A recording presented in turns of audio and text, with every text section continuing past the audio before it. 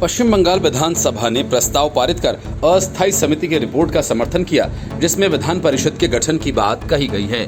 लेकिन विधानसभा से निकलकर ममता बनर्जी के इस सपने को पूरा करने वाली गाड़ी राजभवन में ही अटक जाएगी, क्योंकि जब तक राज्यपाल जगदीप धनखड़ की मंजूरी नहीं मिलेगी, विधान परिषद का सपना फाइलों में बंद रहेगा। विपक्षी बीजेपी पहले से ही इसके विरोध में है। राज्य के विधायी मामलों के मंत्री पार्थ चटर्जी ने सदन के कामकाज को संचालित करने की प्रक्रिया के नियम 169 के तहत प्रस्ताव विधान परिषद के गठन के लिए अनुशंसा पर गौर करने के लिए अस्थायी समिति की रिपोर्ट पर विचार पेश किया।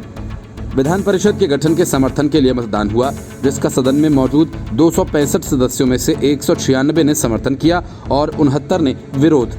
प्रस्ताव का विरोध करते हुए बीजेपी विधायक दल ने कहा कि टीएमसी पिछले दरवाजे की राजनीति करना चाहती है, ताकि विधानसभा चुनावों में हारने के बावजूद नेता निर्वाचित हो जाएं।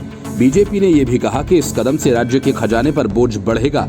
बीजेपी के सुर में सुर मिलाते हुए आईएसएफ के एकमात्र विधायक नौशाद सिद्दीकी ने भी प्रस्ताव का विरोध किया। इन सब के बीच अहम सवाल ये है कि क्या एक दशक पुराना ममता का ये प्रस्ताव हकीकत की जमीन पर उतर पाएगा। बीजेपी नेता शुभेंदु अधिकारी ने कहा कि ज्यादातर राज्यों में या तो उच्च सदन नहीं है या पहले से ही खत्म कर दिया गया है। टीएमसी की योजना के पीछे असली कारण उन नेताओं को पिछले दरवाजे से लाना है जो विधानसभा चुनाव हार गए। राज्य एक तरफ कह रहा है कि उसके पास फंड नहीं है, लेकिन इस विधान परिषद के बनने से हर साल 90 से 100 करोड़ रुपए का अतिरिक्त दबाव बढ़ेगा।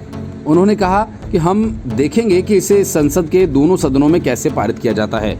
साल 1952 से 1969 तक जब राज्य विधानसभा में विधान परिषद थी, उस दौरान 436 विधेयकों में से केवल 2 विधेयक पास हो पाए थे।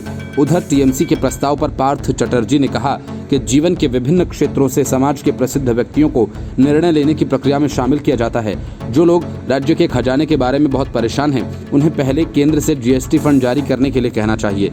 बीजेपी सरकार को चाहिए कि महामारी के दौरान पहले सेंट्रल विस्टा प्रोजेक्ट को रोकें और फिर दूसरों को लेक्चर दें। टीएमसी सरकार ने साल 2011 में सत्ता में आने के बाद विधान परिषद की स्थापना के लिए राज्य विधानसभा में प्रस्ताव पारित किया था। प्रस्ताव को स्वीकार कर लिया गया था और इस संबंध में एक समिति भी गठित की गई थी।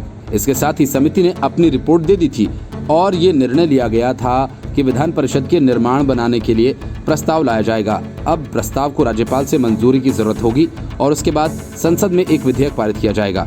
फिर इसे राष्ट्रपति की सहमति के लिए भेजा जाना है ताकि विधान परिषद बनाई जा सके। फिलहाल 6 राज्यों में एक विधान परिषद है, जिसमें महाराष्ट्र, तेलंगाना, उत्तर प्रदेश, आंध्र प्रदेश, कर्नाटक और बिहार शामिल हैं। The report, news of India.